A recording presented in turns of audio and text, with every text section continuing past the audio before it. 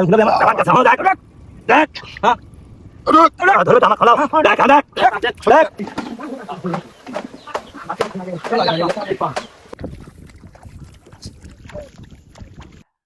আলাইকুম। আমি আপনাদের সোনা ভাইয়ের ছেলে সিরাত। আশা করি আপনারা সবাই ভালো ও সুস্থ আছেন। আজকে আমাদের দিনের শুরুটা হয়েছিল পুকুরের নিরাপত্তার কাজ দিয়ে। আমরা যেহেতু পুকুরে অনেক মাছ ছেড়ে দিয়েছি, এ কারণে পুকুরের নিরাপত্তার দিকেও আমাদের ভাবতে হবে। প্রথমে আমরা বাঁশ কেটে নিয়ে আসি, এরপরে বাঁশগুলোকে ভাগ ভাগ করে এগুলো দিয়ে ছোট খুঁটি তৈরি করছি।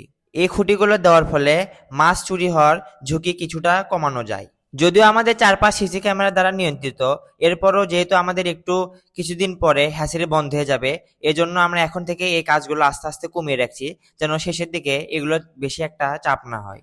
সকালবেলা থেকে আমরা এই কাজটি শুরু করি। আলহামদুলিল্লাহ এখন বাজে প্রায় 11টার মতো।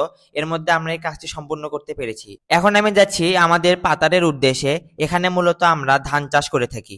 এরপর যখন আমরা পাতারের ভিতরে প্রবেশ করি, এরপরে দেখি একটি দুর্ঘটনা ঘটে গেছে। জায়গা চিহ্নিত করার জন্য জমির মাঝখানে একটি ছোট দেওয়াল তৈরি করে, এর সাথেই মূলত এই পাওয়ার টিলারের চাকা সংঘর্ষ হয়। এর ফলে এই গাড়িটি উল্টে যায়। তো এটি দেখার ফলে আমরা সেখানে দৌড়ে চলে যাই।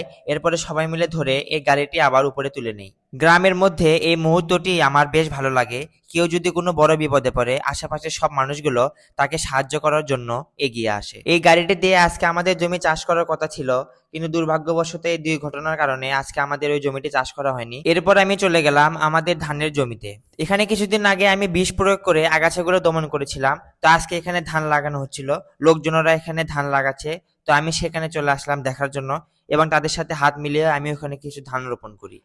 কৃষির সবচেয়ে গুরুত্বপূর্ণ বিষয় হলো ধৈর্য। আজকে ধান লাগালাম আর কালকে ফসল পাবো, এটা কখনোই সম্ভব নয়। আমার কাছে মনে হয় জীবনের অনেক বিষয়ই আসলে কৃষির মতো, পরিশ্রম করার পাশাপাশি অপেক্ষা করতেও জানতে হয়।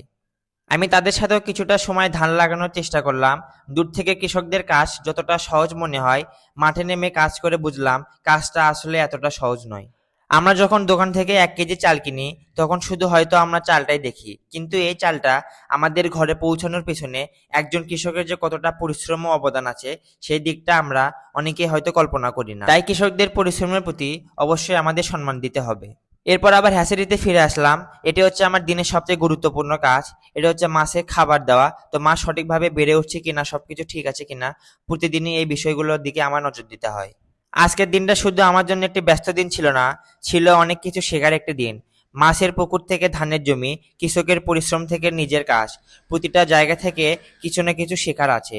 কারণ বড় কিছু একদিনে তৈরি হয় না, প্রতিদিনের ছোট পরিশ্রমের ফলে একদিন বড় সফলতা নিয়ে আসে। তো এই ছিল আজকে মোটামুটি আমার সারাদিনের কাজ। ভিডিওটি আপনাদের কাছে কেমন লেগেছে অবশ্যই কমেন্টে জানাবেন, এবং পেজটি ফলো করতে ভুলবেন না। দেখা হচ্ছে আগামী ভিডিওতে। আসসালামু আলাইকুম। পাওয়ার টিলারটি তুলতে যেয়ে দুর্ভাগ্যবশত আমার ফোনটি পানির নিচে পড়ে যায়।